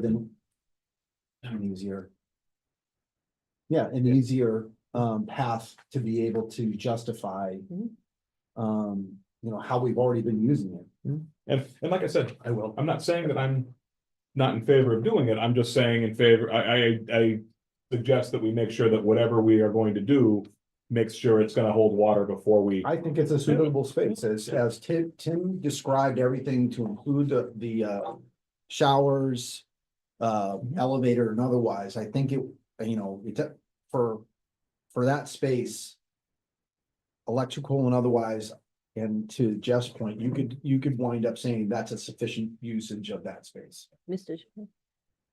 Tim, did you have something to add first? Yeah, I was just going to add, last Tuesday, went out to Franklin County for a funeral for a longtime friend and colleague. And again, a shameless plug to our Templeton Power and Light. Kudos for keeping the lights on, no pun intended. After the storm hit, everything west of the Rotary at Route 2 and 91, the churches out there have been turned into shelters and warming centers for a number of days. The fire departments, the emergency management, and the police departments were literally for a week and a half going door to door and checking on people. You know, the younger, newer families, they were all, we need help, we need help. The older, established, longtime residents is like, nope, we're good. We got food, we got wood, leave us alone. We'll see you tomorrow. And it was the old diehard, Yankees, we're good. But Thanks, no, Lou. seriously, it's like, yeah, but we look at it and that's all National Grid country out there, and we're very fortunate with what we have. So I look at all this and again, it just cements the need that it's been a while since we needed our shelter, knock wood, but when that time comes, it's too late to be thinking about it. We need to have it ready to go and kick it into high gear. Okay. So, legal sufficiency check, and then, preliminary, how would you categorize that? Like a space assessment? Suitability? I believe it's to assess the generator size and Oh, so okay. forth. A small engineer. Okay. Just in time. Tim, do you want to, I know we take on tasks or otherwise, do you want to be the person on the select board that is watching for that, or? Yeah, I'll run with that. Okay. I can work with Rich and I can work with Bob on that. I think this is a buildings and grounds emergency management function. Okay. All right. Yep. Liz, you would like to go? Yeah. Thanks. Getting your stuff. Yeah, I didn't expect to be up here so much. Sorry, guys. Okay. This is Toth, Gray Road. I just want to remind everybody that in winter 2008, during the ice storm, that we ended up using the middle school. Is there a generator still at the middle school? Yes.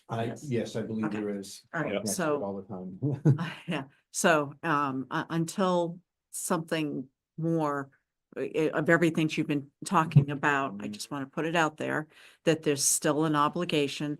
School may not remember. Well, it's in this, it's in the SEM. The comprehensive emergency management plan, it is laid out. 2008, they didn't remember. Wow.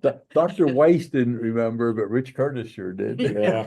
Okay, so Yeah. let's just, I'm just putting it out there that if something were to happen right now, somebody can correct me if I'm wrong, but 2008, what happened in 2008 was the middle school was opened up, the school was canceled, and it was turned into a warming center because you had the showers in the gym, you had the kitchen, you had everything that you needed. And, I think in some ways we're still benefiting from all the work that the tree crews and Power and Light did even back then and continues to do. So you're hearing a compliment out of me. So, yeah, just putting it out there. So if anybody starts Yep. going, oh my God, what are we, And I know the town, every year through emergency management, we have March 6th, we have another emergency management drill that we'll report on at the next select board meeting, give everybody an outline of how that went. More of like a alert roster, alert, making sure everyone's paying attention to what their responsibilities are. yeah, like I said, they didn't remember then. Thanks. Thanks, Liz. Good, Tim? Yep. I'm good. Okay. Folks, that is the end of new items. Thank you very much for bringing up the material that was sent in. It was, I know one set was through Holly. If you could just make reference, Kelsey, in the minutes about the stuff that Holly got. All right, we're to old business, and we've got we have one item update related to ARPA obligations, contracts, and executions of funds. That conversation is led by Mr. Rivard. So the request was, I was hoping to see the document that we've seen previously. Was to see the, where everything is. I mean, I know everything that from the ARPA funds is obviously committed because we've contracts and everything else. I is all got there. good news for you. Okay, go ahead. So in the next packet, I was gonna put it in there. Good news is the forestry truck has been delivered. Oh, Yeah, okay. so Good. I'm actually gonna go down there Friday, my day off, and take a look at it. So please reach out to Chief Dickey if you want to go check out the new forestry truck. I don't think it's all registered and Oh. everything yet, so good news there. That's pretty cool. Yeah, we had the kitchen, we had to get an asbestos test, even though quite frankly, I didn't think there was anything there, and just for the contractors. It came back negative, but still had to get that done, and the architect's working with all the fire code stuff. So once they get through that, then they'll be able to move ahead on that project. Then the purchase orders are in for the 6-wheelers, but I'll give you a breakout for the next meeting. Okay. But yeah, some good news there. Forestry trucks came in, so. In that case, I'll just ask that I'll ask the item be put on the next agenda as well, same spot, and Okay. this way we'll have the actual breakout. Yeah, I feel like that's gonna be a running. But that's good news. Thank you, Adam. I appreciate the brief update. You drove to Canada. Oh, Canada. Okay, I'm good with that. I'm Mr. Chair. Okay. All right, that is the end of old business. Before we move into board member comments, not on our printed one, but on the public agenda, we had an executive session listed for this evening. Through whether it's a posting error or otherwise. Monday, I gave the board notice of a complaint that we had received. And on advice of counsel, Attorney Brewer said in order to consider the complaint, the board needed to be able to execute section 14 of the town administrator's comment, the No, the complaint is concerning the town administrator as the public post was made. And she indicated that the board needed to decide to be able to exercise section 14, which when then Adam would be notified if on the vote of the board, whatever the vote is, if the vote is yes, then Adam is then notified tomorrow. It goes between 3 days and 10 days, or if the town administrator and I negotiate a different day. Hang on. And if there is not a vote of the board tonight, then the board isn't voting not to address the complaint that you received on Monday. Does the board have any questions? And that's the advice of counsel. Adam. Well, what I was gonna say was I was willing to waive the requirements. Go into the executive session, because that's what I prefer, going to an executive session, having a conversation with the board before all these attorneys get involved. It was the advice of counsel to be able to make. But that's not on the agenda, Mike. That was the advice that I had from counsel was that. I don't know how the board's gonna take that up, but it's not on the agenda. And so thank you, duly noted. So that was the advice of counsel, that if you want to address the complaint, that it was that the board would vote to execute section 14, which is an evidentiary hearing of the town administrator's contract. The hearing's not on the agenda. Thank you. I've noted it. I've noted that. The executive session is on the agenda. I'm looking at it right now. That's not a hearing. The assistant town administrator posted it.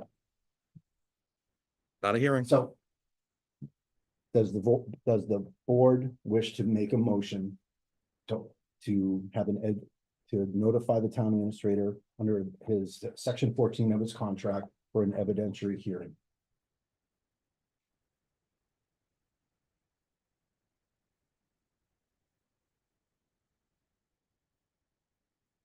Okay, I hear it. Mr. Chair, Yes. I move to notify the town administrator under section 14 of his contract that an evidentiary hearing will be held based on the complaint received. Okay, I have a motion. I do need a second.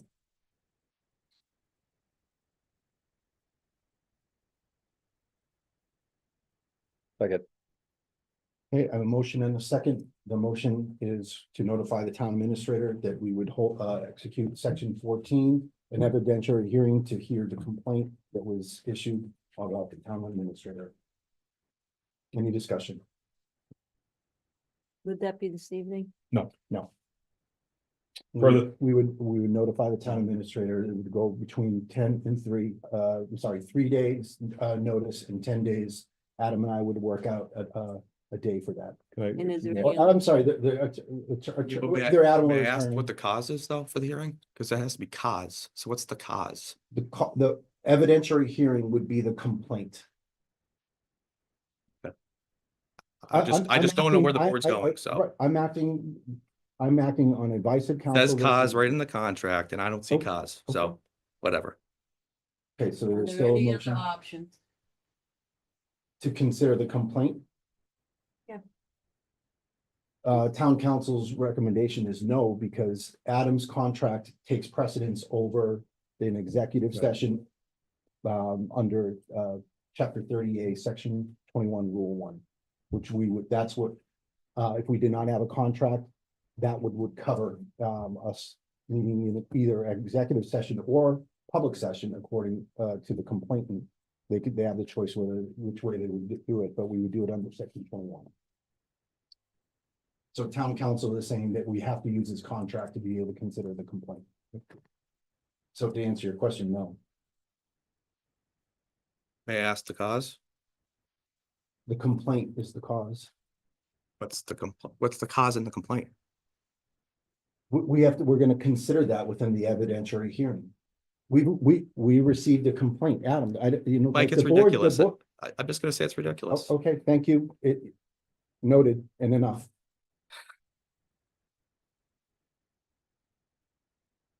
Any further discussion? It's a desperate diversion attempt. Enough, please. Desperate diversion attempt. Mr. Chair, point of order. Point of order. I really want to comment too. It's hard not to, You've said, you've said enough times, basically, Okay. yeah. hard not to comment at this time. Right, we're not discussing the I don't think complaint. there's a We're lot. making a decision based on It's the fraudulent. contract that we have with the TA. That's I what think town it's a council. Point fraudulent. of order. Mr. Chair, we can't, Mr. Chair, point of order, we cannot discuss it at this time. The point of This this is just strictly to discuss and vote on whether or not the evidentiary hearing will be held That is underneath correct. this contract. Any further discussion from the board? Hearing none on the motion to notify the town administrator to hold an evidentiary hearing. And in accordance with section 14 of his contract, how do you vote? Tim? Yes. Jeff? No, Matt? Yes, Terry? No, I vote yes. So that's a 3-2 vote. Please note the vote Kelsey when that's in the positive. So I will give a notice, Adam, and we'll work on it on a date. Okay.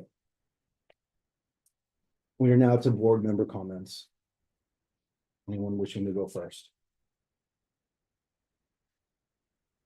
I'll go first. Okay. Since it's budget season, I was going through my, as I say many times, I'm a hoarder of things, usually information. I was going through my, emails and, this is back from, December 2013. It's from Fred Aponte. This is back when Jeff Ritter was the town coordinator. And it's an interesting take on free cash, and this is around the time when there was the mistakes found in the budget that had been presented at annual town meeting by the advisory committee. And when they were doing the recap, they found these mistakes. And I'll just read the email. It says, "We have all been trying to figure out how the town is having the issue regarding the budget and the recap. Jeff Ritter pointed out to me the fiscal 12 budget in relation to revenue. Fiscal 12 budget used $686,628 of free cash and $212,126 of stabilization funds in order to balance the budget. As you remember, the accounting consultant Matt Angel at last Friday's selectmen meeting mentioned if the town continues to use one-time funds, free cash stabilization, the town's money concerns will never be fixed. Research, it is quite clear the use of one-time funds, free cash stabilization have been used a number of years. After examining tax recaps 2000, fiscal year 2002 to 2012, with the exception of 5, free cash stabilization funds have been used every year. In 2002, there was 220,403 free cash used plus 39,000 stabilization. 2003 was 377,500 of free cash and 118,000 of stabilization. 2004 was 143,493, 24,000 stabilization. 2005, nothing used. 2006, 580,000 in free cash, 27,960, almost 28,000 in stabilization. And in 07, it was 784,151 free cash. Fiscal 8 was 403,637. Fiscal 9 was 665,959. Fiscal 10, 882,486. Fiscal 11 was 380,07. Fiscal 12 was 686,628. And fiscal 13, 189,000 was used. And that goes along with, and if you look at recent free cash between like 1.5 million and last year's was 8 something. We're pretty much from the years, say fiscal 7 on, with the exception of maybe 13, the free cash has been up there, you know, a decent amount. And this goes along the financial review of 2021, where the DOR pointed out that if the town continues to use free cash, and it's legal to do that, but the money problems will continue. And we have used free cash, and last year we used stabilization to pay a reoccurring bill. Now this year you have to find that money plus the 900,000 increase. And this just goes to show that the financial history of Templeton, if we don't have the political will and make the moves that are hard, but to get out of depending on those one-time funds that go up and down, we're gonna continue to have problems in our finances. Again, pointing this out doesn't fix anything. It just shows the financial history of the town and the issues that we have had over the years. And by the way, the stabilization fund, I think it was in 10, but I'm not positive, but that was used to cover the Worcester County retirement system. We took money out of stabilization to pay a retirement bill. Last year, we took money out of stabilization to pay the school bill. Again, it's a legal town meeting vote out of stabilization. Whether that's smart or not, but what the DOR has recommended to the town was don't do it. And again, it's not easy, but good things sometimes are hard. So there's the history. We have generated amounts of free cash. And I think when we did the audit, the multiple years in 2017, I think there was about 89 or 90,000 in the town's stabilization fund.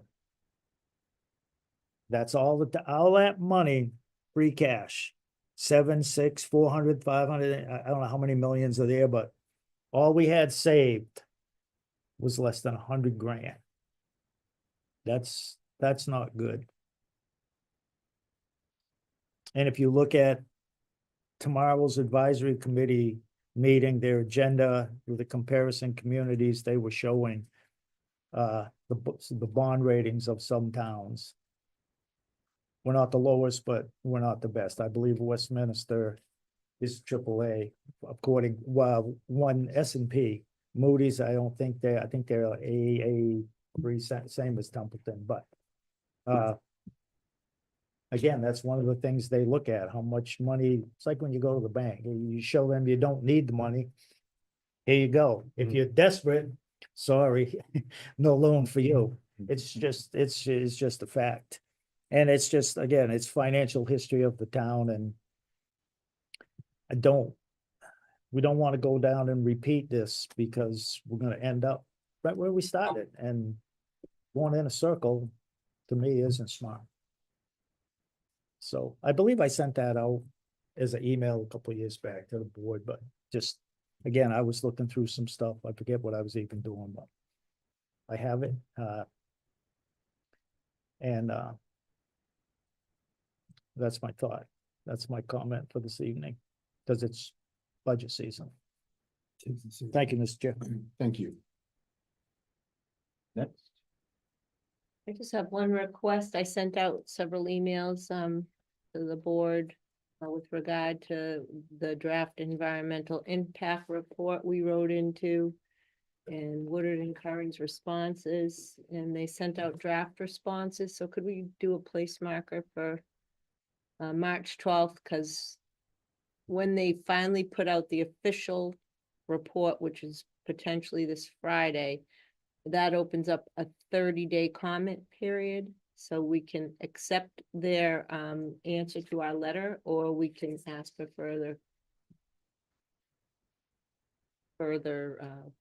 we can make a further request. We'll have a 30-day comment period, but it's not 30 days. It's just a regular 30 days, including the weekends, not 30 business days. So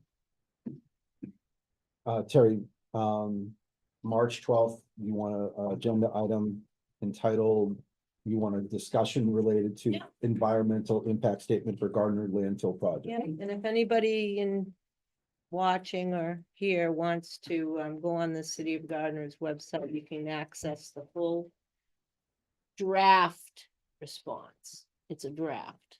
And you can also watch the ongoing meetings. They had Board of Health this week. They had a public information meeting going over the expansion and the response with the draft response last Monday. And that's all on the City of Gardner TV channel. If anyone wants to catch up on it. And they did at the Board of Health meeting this week, bring up Templeton toward the end. Thanks, Terry. And I have your request as well. Thank you. Matt, Tim? Two things this evening. Okay. First of all, I'd like to give my thanks to Dr. Casavant, and NRSD for, their hospitality today as I toured the entire, the school facilities with him and, Mr. Kaplis from the advisory committee. I was very pleased to go through the facilities and to use the time to talk to Dr. Casavant to get a better idea of what their budgetary requests are and what they're looking for and why they need what they do. I think that it was a worthy task today, and I think that it's gonna bring better insight to the discussions that we're going to have on these requests going forward in the future. So thank you to Dr. Casavant, and thank you to everyone in NRSD, in the NRSD system for their hospitality today as we walked the facilities and got more information on what their needs are. Being a former resident of Gardner for a significant period of time, I also still get their code red notifications. And one that I got earlier this week was a closure of many of the streets in the downtown area for them to do snow removal from those areas, as in literally get the snow bankings off of the side of the streets and the sidewalks and transport them to wherever the heck they want to, where they wanted to take them at that point. First of all, it was good to see that go out, knowing that they were trying to make the downtown area more safer and trying to get rid of what could be potentially, dangerous. And also, they also side issues, restricting parking, that sort of thing. But I would also wonder if that's something that we would want to, at some point, have our DPW director take a look at for certain sections of town ourselves. My thought process is the East Templeton Village, Baldwinville Village, because in those areas we do have not maybe as compacted living quarters as obviously downtown Gardner does, but we do still have sidewalks that need to be cleared, and that we need space for people to walk in those areas. So it's a consideration, and it's something that I wonder if we shouldn't think about as part of our snow removal in the future. And those are my two comments this evening. Thank you, Mr. Chair. Thanks, Matt. Two quick things. Sure. Looked at a couple of advisory meetings and a couple things. I missed it, rewound it, missed it again. So I went looking on the advisory section of the town's website. When I clicked on the link for meeting minutes, it takes me to the My Town Gov. That was okay. Clicked on the meeting minutes tab. It brought me up to a bunch of documents. There were no meeting minutes there. It's like, huh. I clicked the meeting minutes tab, went backwards on it, clicked it again, said, nope, there's no meeting minutes. So something was missing. It's not a broken link because there are things there. It just wasn't getting me to where I wanted to go. So that maybe that's something we need to take a peek at. Second thing I had was excise taxes. Today was drop dead day to get your payments in. And took care of mine yesterday, including the one that we talked about the last meeting where things were late and we were a little bit upside down with what the town spent to get the paperwork back and forth. But I kind of had a chuckle, and I sent a message out to the RMV. They've yet to respond to me. But we put a new vehicle on the road last August, and it's registered up until next year. But I got an excise bill for a pretty sizable amount, so I can register it this year. It's not due for registration. So the RMV generates that. So I raised the question. So pretty sure they're scratching their heads why. Now, looking at the way the state law is written, your excise tax, when the RMV generates it, payable to the town. Once upon a time, it was a line item on the cherry sheets that it was discretionary how the town used it. It's no longer discretionary. It now specifies when it's payable to the town and it goes to the general fund. But be that as it may, my question was, so I'm going to pay this assessment and fee for the privilege to register my vehicle, which right now is currently registered. Please explain to me how this makes sense. Okay. And I'll let you know when I find out. But the joys of living in Massachusetts. State government and sense. Yes, I'm fully aware. All right, boys. I have another comment, but I will withhold it. But thank you. Thanks, Tim. I think the only thing I have, to close this out this evening, and yeah, I watched. We've been dealing with Holman Street and, what can we do with what industry that we thought was gonna go in there? And I watched the planning board meeting last night, and the citizens or community citizens against toxic waste group was there. And they had a pretty good conversation, and I gotta say, Kirk Machete, the chair of the planning board, I think he did a great job. He explained everything. I thought that he was thoughtful to explain everything. The only thing that I had to disagree with Kirk was that Article 8 did have the support of the planning board. I know he wasn't there for that meeting and he spoke out about it. But otherwise, leading to the comment near the end of the discussion, or somewhere in the end of the discussion, someone mentioned, well, how did Article 8 happen? And, again, for transparency, not even to use that word, for just understanding how we got to that point and all of the different things that we've been considering, and citizen petitions or otherwise. The board's action came from May 23, 2003. We had the discussion, there was a motion made, and the board moved forward with creating Article 8, understanding based on how we were, our town council, Ryan, spoke to us and said, this is gonna be difficult because nothing like this exists. Here's an avenue that, we think we can go through. Article 8 was from this board. It was worked on, talked about all through the year. It was brought up at our warrant review or otherwise, but Article 8, there was no mystery where it came from. It came from here. It was us that created that. And I don't want to try and make it seem like it was some mysterious thing or otherwise. It was work that we all committed to. Well, I was gonna give Adam some kudos, but Adam took the direction that the board gave him and worked with town council to be able to get to that point. And we did have planning board support. The discussion of loss of trust or otherwise, that didn't hold any water. We presented what we had, and as town meetings privileges, they can talk, slice it up. It was presented as an option to be able to say, we think this is what you need, and that's what was presented. So I'm glad they had the conversation, but I just wanted to make sure that we understand that Article 8 came from this board, and it did have support. That's all I have for this evening. I believe our next meeting is March 12th. Yep, March That is- 12th, 6:30 PM. We've exhausted our agenda, so I would entertain a motion to adjourn. So moved. So seconded. All right, motion in a second. Any discussion?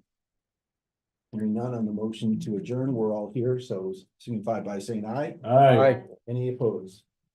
Hearing no opposed, we are adjourned.